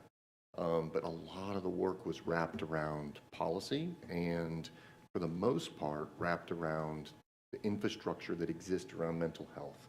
And we know that it's an exacerbated problem that hit a, underfunded and under structural mental health, facilities across the county, right? So where they were talking, and I wanted to do a better job than just take a minute and do it, is that, for instance, if you have TRICARE, there's only 3 facilities in the state of Florida you can bring your kid for long-term care, right? If you have Cigna, say for instance, or one of the BUCAs, right, Blue Cross Blue Shield or whoever it is, your child may go to Devereaux and only be able to receive level 2 when they need level 6. The providers, the networks of the amount of providers is extremely low and overtaxed. So like they're trying to do as much as they can, so just like our teachers. And group and therapeutic foster homes are like non-existent. So what I had mentioned too, and I called the county commissioners and I called a couple of our state reps and said, look, we're trying everything we can to do it for Brevard County schools. And we've got a couple things that we could tweak, but like, as you said, Ms. Moore's on top of it, right? We're going light speeds ahead. But this is a community problem and it can't be fixed by the schools. And a lot of these entities and institutions look to the schools and they're like, well, what are you doing for mental health? Well, what the hell are you doing? You know what I mean? And so the issue is not what we can do, because we're doing it very well. The county's doing a good job, but how can we all get together and really knock it out of the park? Because what I feel, and many of you seen, and this is your background, is that where we're going right now is a really tough place. And if we don't try to do something a little bit more, so that's what I was doing. So just met with some parents, some providers and stuff like that. We talked about it, but I think the overall is Brevard Schools is doing a good job. A couple areas to help, but then overall we need to get with the rest of the infrastructure and get moving. So just wanted to tell you that. There's been indication that the county might have some funds they can free up. They can institutionally look at some of the things that they fund currently. You know what I mean? So I think it's going to be good. That's all. Can I just jump in? Absolutely. Thanks, Mr. Susan. I think part of the problem is that there's a very big shortage of providers. Oh, I know. I mean, it's incredible. I mean, we have openings all the time, and we cannot fill them because no one's applying. And I don't know if we want to reach out to some of the national organizations, social work organizations, to see our schools that recruitment. I don't even know. I'm not sure what school around here has social work programs for. Like which college you're Yeah, saying? what college? Absolutely. Yeah. I'm not sure which one has. That's close by. I don't know. Does They were saying Eastern that State? well, they were saying that it requires a master's degree. Mm-hmm. So many of only the universities are able to provide that. So your UCFs and all of that stuff. But I wholeheartedly agree with you in that this is not like we look at us to be the ones that are doing the recruitment retention, but this is recruitment and retention for our community, because the parents need mental health, because they're dealing with their students who need mental health. You know what I mean? So I'm just, anyways, yeah. Well, and the reality on that is it's not just us that doesn't have providers. Like it is a desert when it comes to especially pediatric mental health support. I'm also told, and I hesitate almost to say this because I haven't verified it personally, but I'm told that we have individuals who are spending like 24 plus hours in an ER because there are no Baker Act facilities available. And that, our long-term care is deplorable as far as those supports in the community, not completely separate from our schools. So, and there are kids who get Baker acted because they can't get to a facility to get the care. So they're in a serious cycle. And, you know, I think that this is something that we can really do a good thing on. We can really come together as a community on and solve a problem. And I'll just be honest with you, there's enough revenue sitting around at the state, the county, you know what I mean, that they might be able to do something here. And of course, I'm not the mental health genius, but I'm just, you know, get them together, you know what I mean, and figure it out. So I wanted to say that, and then I had a couple other ones afterwards. Go ahead. Sorry, my emails, I locked out a password, or else I would have sent you guys the thing. There's another thing. So we really focused on getting intramurals for all of our schools, and it's doing great. Like, it's gotten so great that I'm getting calls from parents saying, hey, we're being told that we can't compete between schools at the end or something like that. So I was going to say, Dr. Mullins, I might just get with you, and we had spoken before, if we did the intramurals, that there would be an opportunity at the end for the schools to kind of play each other in some sort of a competition between the schools, right? So we wanted to bring athletics back to the middle school. We brought it only on intramurals to begin with to see how the level of excitement would be. And now I'm getting called, I've got called from 3 schools that say they want to play each other, right? So if it's okay with you guys, I might just ask Dr. Mullins to take a look at that, make sure that's something we can do at the end. You know, we could even have a private company come in and do it as a championship at the end or something. If that's okay with you guys. I didn't want to go to Dr. Mullins with it, but I thought it was part of the agreement originally. Honestly, I'm not prepared to, I have no update for the board at this point on the intramurals, but I can certainly look into it and provide the board more information. I was just going to say, if the board's okay with it, I'll come to you, and then we'll talk about it. That's all. Okay? Yeah. All right, good. That's it. That's all I got. Awesome, Dr. Mullins. Well, I just wanted to, I'm sorry. No, I have one question. I want to, okay, and I want to talk with Chris Moore about it. Go ahead. I was just going to add, Ms. Campbell referenced third grade ELA scores. We did, you know, I know the board knows we received those just for the community. You know, we're in the state is committed to releasing those first and early so we can get students aligned for third grade reading camps across the district. But we are digging into it. We don't have disaggregated data yet on our third grade. I am pleased to share that Brevard rose 4 places in Rankin State with our third grade scores. So we ranked from 16 to 12. So we still have work to do, but very pleased that we seem to be kind of accelerating through the last couple of years at a faster pace than some of our colleague districts. But we're working diligently to support our kids, and of course we will provide more data to the board and to our community as soon as we receive it. We're anxiously awaiting. We've been reassured by June 30, so we'll see.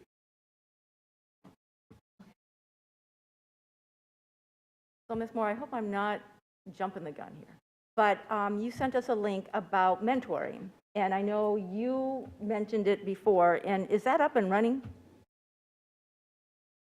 I'm so sorry. No. It's not?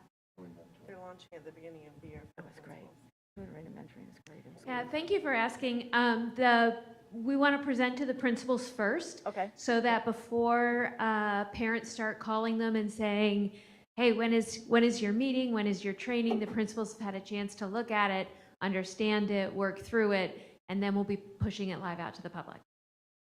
So if my fellow board, thank you, Ms. Moore. If my fellow board members have not looked at the email that Ms. Moore sent us and looked at some of the modules, I encourage you to do that. It's pretty phenomenal. So well done. Thank you very much. I'm very excited about this rollout. So then would it be a good idea if someone is interested, or we don't have them all fleshed out, to go ahead and be thinking about getting their fingerprinting done? Because just like you can't travel internationally without a passport, if you want to be involved in a program, you got to be fingerprinted. So that would be an action step that people could take this summer, correct? That's absolutely the first step. Right. So- And it's free to BPS parents. So now, while it's free, you know, that's a good time, because we'll need, and while we're on this, I'm going to plug volunteers at our media centers, just all kinds of volunteers. Mentoring is that's a time commitment, and we recognize that not every community member or volunteer parent who wants to, you know, serve in our schools can do that kind of service. But for all volunteers across the spectrum, the summertime is a great time to do it, you know, while the security office is, well, they're busy onboarding new employees too, but, you know, take advantage of the time that you have to come get fingerprinted so you're ready to go. Good plug, Campbell. All right, anything else for discussion? All right, then we are going to move into our remaining speakers. We have 3 speakers signed up for non-agenda.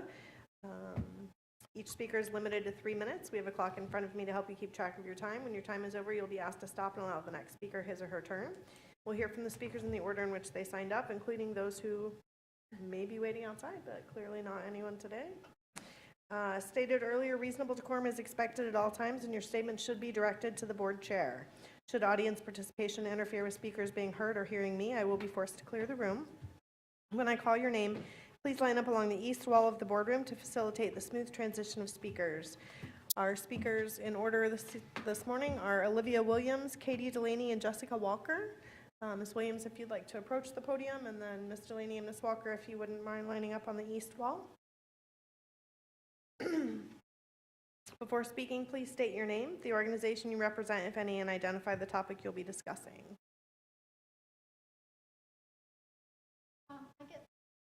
Yes, ma'am. You're welcome. Good morning. My name is Olivia Williams.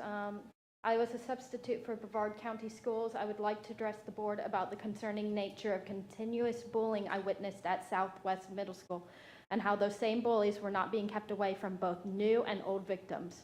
Furthermore, neither the victims or the bullies seemed to be getting the counseling, the care, or the follow-ups they needed. I have concerns that the school is not following proper Florida statute laws or the Brevard public school laws on anti-bullying and feel like it should be looked into. Parents should be aware fights are frequent at the school and these repeat bullies are not closely monitored when they leave the classroom. Not only could a student be victimized by being beat up, but they could be pushed through a second-story window or killed by being thrown off a walkway that links the second stories of the buildings, since these walkways have no bars on them. Schools are supposed to be an anti-bullying environment for both students and staff, and this is not happening. This bullying problem is growing into group bullying and even mob mentality against individuals and staff where other students will support and back up the bully and their agenda instead of the victim. I heard that a large mob of approximately 200 students chased a single student between classrooms and it was deemed too many to try to round up. So they were allowed to go to class late instead without teachers being given knowledge of what had occurred. This could have been taken care of by having a lockdown, with teachers being directed to refuse any students that were late into their rooms. This would have allowed the needed time and organization for admin to round up the 200 students involved and process them.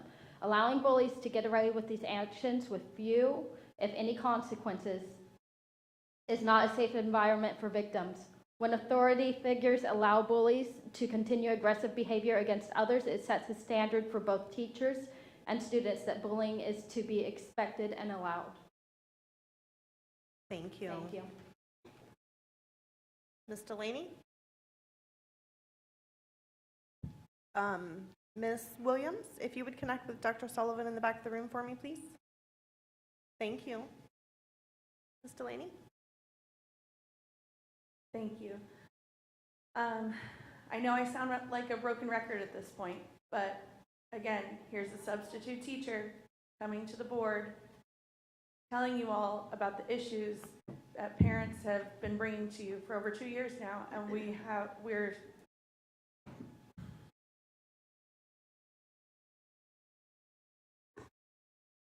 not dealing with these issues and sweeping them under the rug is not going to stop these issues from happening. We need to work together as a community, as the board, parents, community members, faith leaders, whoever is willing to help the situations that's going on in our schools. We need to work together to do this. And part of that is this public comment. Even though that woman who came here to talk about the community relations wasn't paid by the board, it was still our tax dollars. How does she get funding then? It was still our tax dollars. I'm not saying that it came out of the school board budget. And the fact that there is no, commenting back and forth, and you wait for us to sit down to then talk amongst yourselves to try to make us look like liars, that's not okay. And I'll say it again, just like I said it at the last board meeting. Every other local government meeting that I've been to, there is communication in the sunshine between the members of the board and the public. And that's how it should be run. Imagine a new parent coming to this meeting and being threatened with arrest. And I know that you have now changed your intro, probably because of Sheriff Ivey's letter.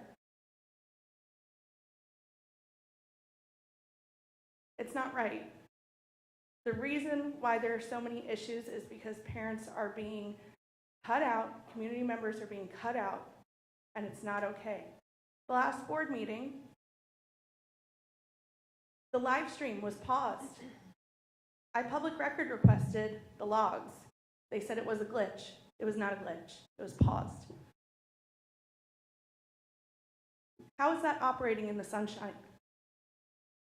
If you guys have nothing to hide, then why are you not operating in the sunshine? Thank you. Thank you, Ms. Delaney. Ms. Walker?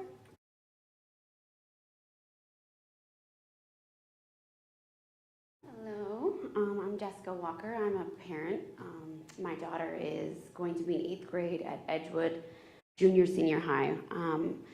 So after the horrible events that happened last month in Texas, I think a lot of parents feel the same way as I do, you know, just sort of terrified, hopeless, just wondering if enough is being done.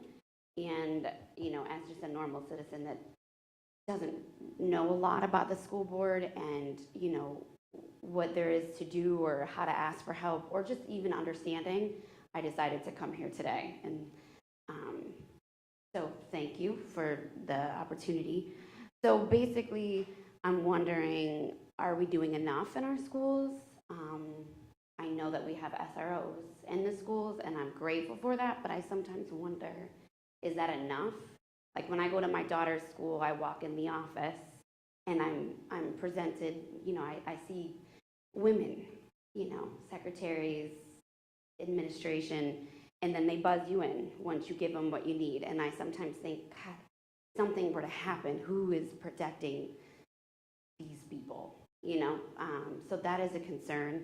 You know, the SRO can only be in one place at one time, so who's protecting them if something happens? It's just like all these different questions that I know parents have, but we don't know who to ask them to, and we don't know the protocol and what is being done. Maybe there is things in place that are keeping our kids safe, and we should feel protected, but we don't know what those are, and maybe I'm not looking in the right place, but I was hoping that the board could help parents like me feel just a little bit safer in this crazy time. So hopefully I will hear back or something. Thank you. Thank you, Ms. Walker.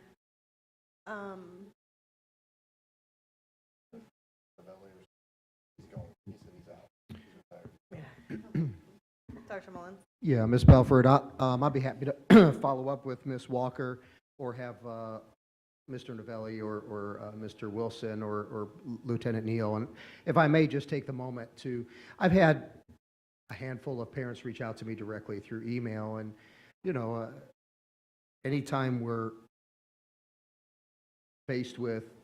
confronted with the vulnerabilities that we have, not just in our own schools, but obviously across the country, it causes us all pause. And, you know, that what happened in Uvalde is we consider part of our educational family. I had, as part of a superintendent cohort, I'm fortunate to be a part of across the country. One of the superintendents in that cohort is literally the neighboring district to Uvalde, and we had an opportunity to be together by Zoom, and he shared as best he could the challenge that that community was facing, that the neighboring communities were facing, and so on. And I don't mean to focus on that, But if you've listened to any of the news and any of the feedback, it appears, and I'm not going to cast judgment, but it appears some things went wrong. But as difficult as it is as part of the education community to process what happened, I did also have a tremendous amount of reassurance because of the relationship, the partnership, and the involvement we have with not only our Brevard County Sheriff's Office, but all of our law enforcement agencies across Brevard. I had the opportunity to talk to Sheriff Ivey within the last week or so, and I shared that with him, and I thanked him for the confidence that we can have in knowing that his men and women in green and those in blue or black uniforms are trained, prepared to go in immediately. And he said, no question, unequivocally, it is part of everything we do in the training of our officers. And Ms. Walker, I appreciate your concern and your heart, and we share it with you. I assure you the safety of our students and the safety of our staff is our top priority. This board and prior boards have prioritized literally millions of dollars to the security and safety of our campuses. We have been a state leader in the development of the school emergencies operation plan. Every school has a customized school emergency operation plan. It's reviewed and reconsidered every year in conjunction with law enforcement. They look through it includes protocols and processes that are followed in the case of an emergency. Every time we run a drill, we have an after-action report process. Our school leaders, our law enforcement come together and they talk through what went well, what did not go well, what do we need to tighten up, what do we need to be attentive to, in making sure that we are as responsive and as attentive to every aspect of the safety of our campus as we need to be. So in the difficulties of processing what's happened yet again to one of our school family across the country, I do find some solace in knowing the relationship and the partnership we have with our law enforcement is strong. It is living and breathing every day. Our new COO right now is at the state district security specialist training, required training every year, along with our law enforcement representatives. They will bring back new best practices. They'll bring back any new requirements that we may have across the state. And the board knows we dive into it and we take that very, very seriously. And we present to the board every fall the culminating outcome of the review of the Florida State School Assessment surveys.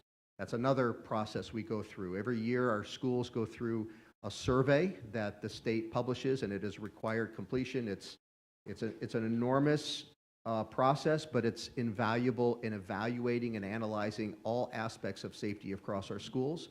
And we have to submit to the state the completion of that and any actions that the organization, that the district may need to take in response to that. So for the sake of preserving the safety and security, the levels of security that we have, we don't disclose all of the measures that we have to not inadvertently present any vulnerabilities, but I can assure you that we take this very seriously, and our district security team is attentive and responsive to any concerns that come to us. I would remind our community that we currently also employ 2 full-time sheriff's analysts who scan and review all social media and web conversations, and those, if they tend to lead to anything that needs to be followed through, our law enforcement follows up on it. That's ongoing across the district and all throughout the year. So I hope that provides you some of the reassurance and provides our community some of the reassurance at this time, and just the reiteration of our priority to the safety and security of our kids across our great district. So, thank you, Ms. Belford.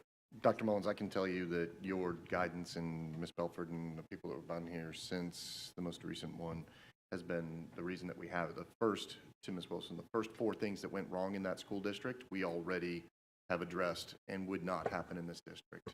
We can't speak publicly to things. We're always going to not have 100%. But I will tell you that never would have happened. So thank you. Ms. Walker, may I speak? Ms. Walker, I also just want to say to you as a mom and a board member, but mostly as a mom, I also share the same fear and concern that you have, like many other parents across the district, even knowing all that we do here.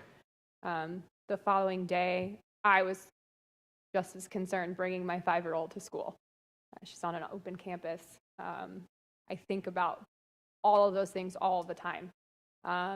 Being in a middle school campus, I thought about those things all of the time, during class changes, during the start of school, during dismissal, all of the time. And so if it gives you any reassurance to know that everyone up here shares your concerns, it's a priority to them, I just wanted to speak to you as a mom to let you know you're not alone. And I just want to double down on something that Dr. Mullins said, but there's a lot of conversation coming out of the state now about changes that are going to be happening. And if this offers you any reassurance, I just skimmed over it, but I can say wholeheartedly most of that already is happening here in Brevard Public Schools and has been happening for years. Again, it's not things that we can always kind of put out there. So again, as a mom and a board member, just to give you some reassurance that you're not alone in your feelings. So thank you for coming. All right. Anything else? No further business. This meeting is now adjourned.